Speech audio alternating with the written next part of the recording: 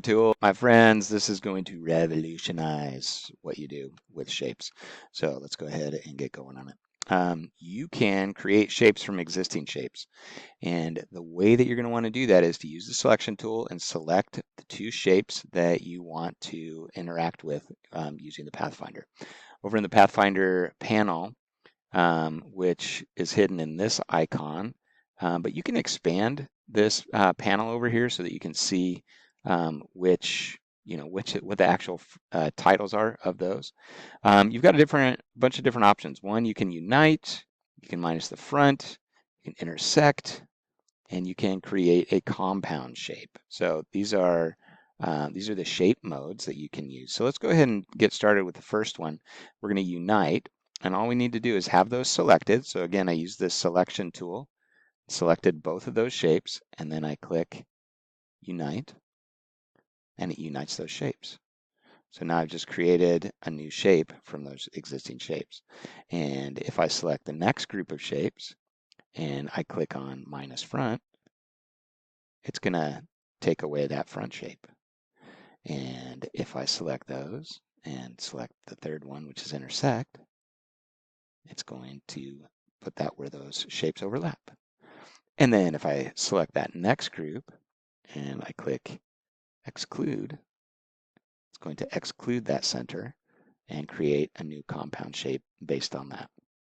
Okay, so those are all created with the shape option in Pathfinder. But let's go ahead and see what the other options are. I'm just going to go ahead and get some more shapes up here. And I'll go ahead and start clicking so that you can see those. So with the Pathfinder, what I'm going to do is divide. When I do that, it's now divided these into individual shapes. Right? So I've got a series of different shapes created from that. So now if I use the next option, which is to trim, it's going to trim that away. And so now I've got this shape and that shape.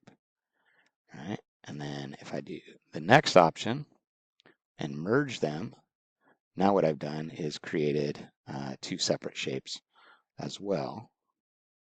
If I can just grab a hold of it, just like that. So it's another way to do it. And then third option, it's going to crop it.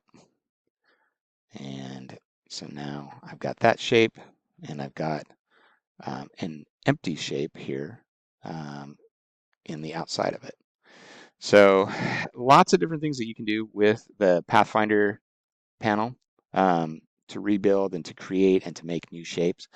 Play around with it. It can be, a little bit of a learning curve, to say the least, but for sure those shape modes are going to be a really good friend to you, I think, as you create new shapes from existing shapes.